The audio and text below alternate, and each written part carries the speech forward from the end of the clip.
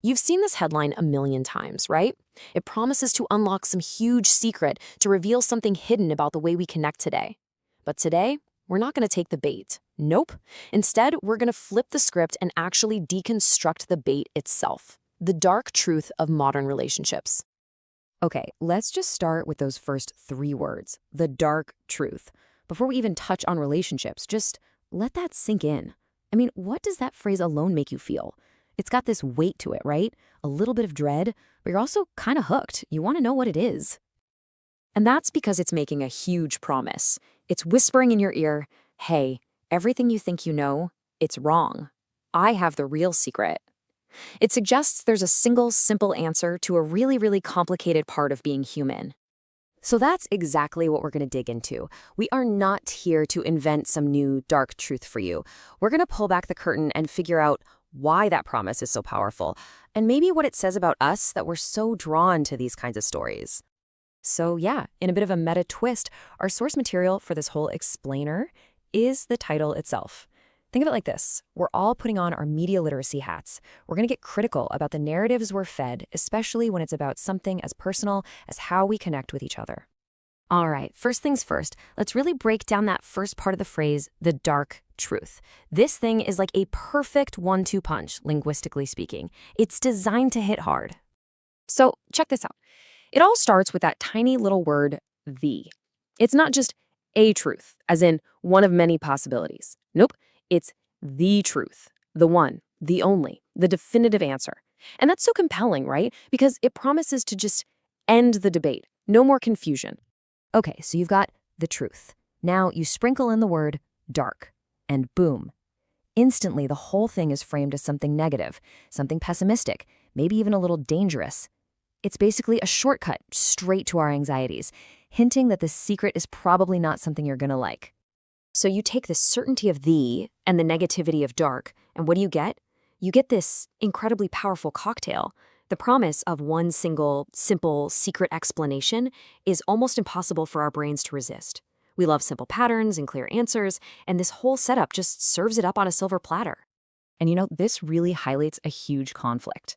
On the one hand, our brains are desperate for that simple secret you see on the left. It's neat, it's tidy, you get a clear problem, maybe even a clear villain. But the reality, the actual reality of how humans connect, that's almost always the messy, complex system on the right. It's got layers, it's nuanced, and it demands that we actually, think. All right, so we've taken apart the dark truth. Now let's turn our attention to the second half, modern relationships. Because that phrase, man, it's a loaded one. It's like a giant container packed full of assumptions. Seriously, just take a second. When I say modern relationships, what's the first image that comes to your mind? What are the buzzwords?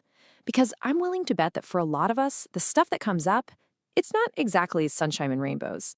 Yeah, the whole conversation just gets flooded with these things, doesn't it? We're talking endless swiping, the sting of being ghosted, the so-called paradox of choice, these confusing situationships, endless texting that goes nowhere, and this idea that everyone is terrified of commitment. And you see the pattern, right? Every single one of these frames connection is some kind of broken game or an impossible problem. It's just bleak. But here's the million-dollar question. Is that really the whole story? Is that it? Is that the only possible narrative we have for how people find each other and connect today? Because think about it, when we get so fixated on all that negative stuff, that label modern relationships starts to erase so much of the picture. It completely skips over the fact that people have more freedom than ever before to choose who they love. It ignores all the different valid ways people build relationships now.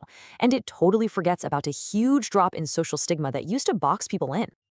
And that, right there, brings us to the whole point of this. We've got to move past this idea of one single dark story. Because the goal here isn't to hand you another truth. It's to give you a tool. And let's be super, super clear about this. The takeaway today is not some secret hack for your dating life. I'm not here to give you dating advice. The point is to give you a new lens, a way to think more critically about all the stories and all the advice that's being thrown at you 24/7. So here it is, your own personal critical thinking toolkit. Next time you scroll past one of those headlines, just stop and run it through these three simple questions. Number one, what emotion is this headline trying to get me to feel? Is it trying to make me scared, angry, hopeless? 2, how is this being framed? Is it super simple and just overwhelmingly negative? And number 3, the big one, whose story isn't being told here? What's being left out? So why does any of this even matter? Why should you care? Because these stories, these headlines, they don't just float off into space. They sink in. They actively build the expectations we have for our own lives, for our own connections. And if all you ever hear is how awful and broken modern dating is, it's pretty easy to start believing that's the only possible outcome for you too. So, I'm going to leave you with a final thought to chew on. What if the real dark truth isn't some secret flaw with dating apps or commitment? What if the darkest, most dangerous truth of all is just believing there's only one?